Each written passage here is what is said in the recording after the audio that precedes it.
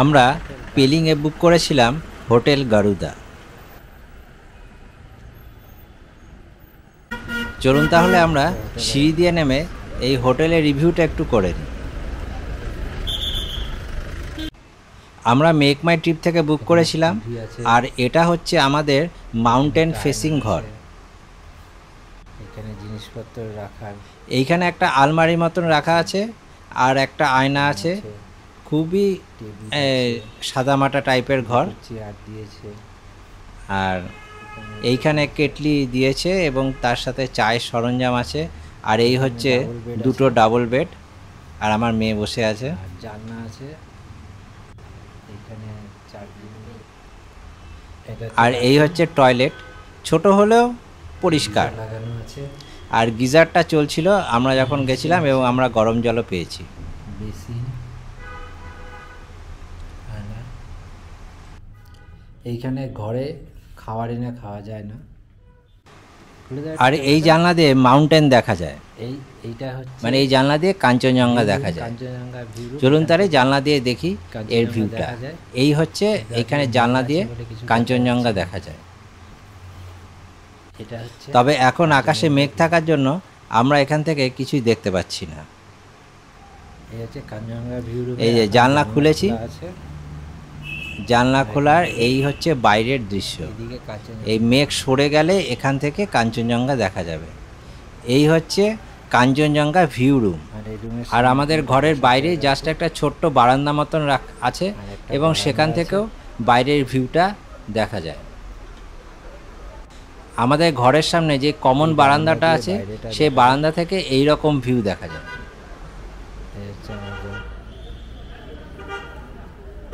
বাইরেটা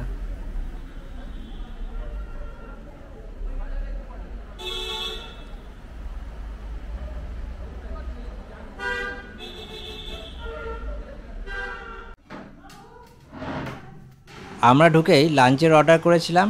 প্রায় 1 ঘন্টার কাছাকাছি লাগলো আমাদের লাঞ্চ রেডি করে দিতে, এবং সব গরম গরমই রেডি করে দিয়েছে। আমরা লাঞ্চে অর্ডার দিয়েছিলাম 6টা পরোটা, সেই সাথে চিকেনের একটা প্রিপারেশন আর আলুর তরকারি, এবং তার সাথে 1 প্লেট ভাতও ছিল। তা ওদের রান্না ভালোই ছিল। এবং আমরা যখন হোটেলে ঢুকেছি তখন 4:30 বাজে, আর আমাদের লাঞ্চ খেতে খেতে প্রায় 6টা বেজে গেছিলো। এই হচ্ছে হোটেল গারুদার খুব সুন্দর ডাইনিং রুম। আমরা খেয়ে ওঠার পর এই হোটেল গারুদার ভেতরটা একটু ঘুরে দেখলাম। এই হোটেলটি এখানকার খুবই পুরনো হোটেল। এটি 1998 সালে এই হোটেলটি তৈরি হয়েছিল। পরিবারের লোকেরা মিলে এই হোটেলটিকে চালায়। এই হোটেলের ড্রয়িং রুমে রাখা আছে এই হোটেলের সাথে সম্বন্ধীয় অনেক স্মৃতি। তাই চলুন তাহলে আমার সাথে আমরা সেই হোটেলের ড্রয়িং রুমে যাই আর সেই স্মৃতিগুলোকে দেখে নিই।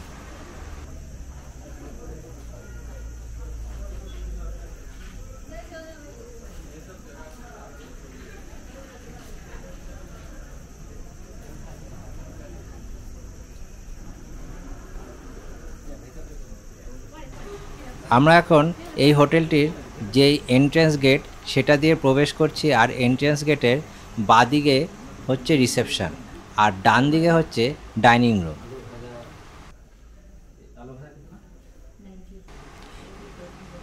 এই হচ্ছে রিসেপশন, আর দোতলায়ও থাকার জায়গা আছে, আর এটা হচ্ছে ড্রয়িং রুম।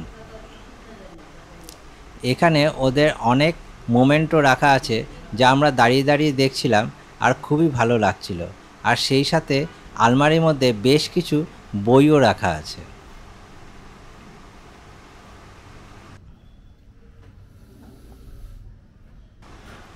এই জায়গাটা খুব সুন্দরভাবে সাজানো।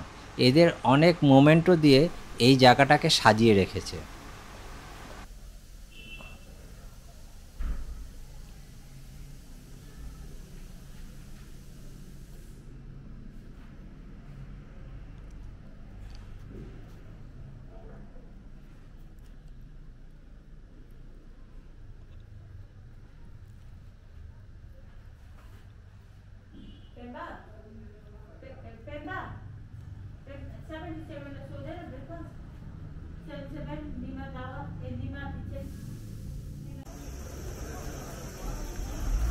এরপর আমরা এই হোটেল থেকে বেরোলাম বাইরে দেখতে যে এখানে আর কি কি হোটেল আছে। আমরা যে হোটেলে ছিলাম সেই হোটেলের পাশেই আছে একটি ফাস্টফুড রেস্টুরেন্ট।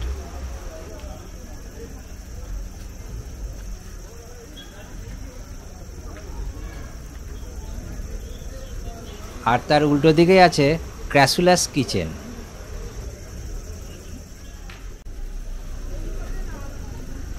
আর এর পাশেই আছে একটা ফলের দোকান।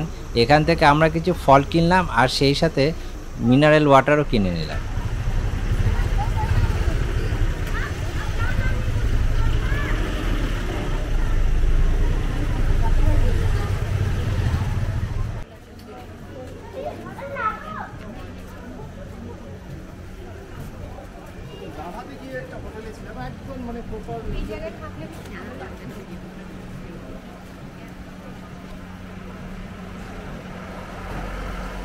কিছুটা আগিয়ে দেখতে পেলাম চিনারি রেস্টুরেন্ট, যেখানে খুব কম দামে থালি পাওয়া যায়। ভেজ থালি পাওয়া যাচ্ছে, এগ থালি, ভেজ থালি, বাঙালি খাবার। হ্যাঁ,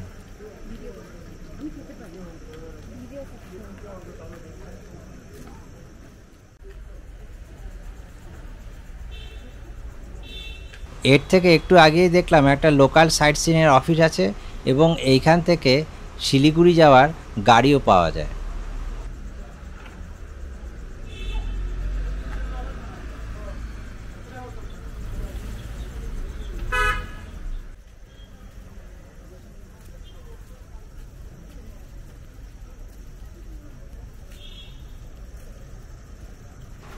আর না গিয়ে আমরা ধীরে ধীরে ফিরে চললাম এবার হোটেলের দিকে।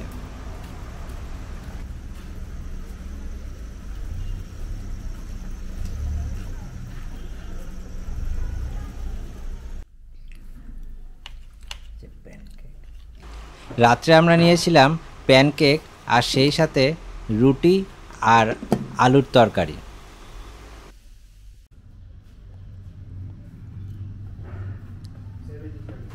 এখন সকাল 7টা বাজে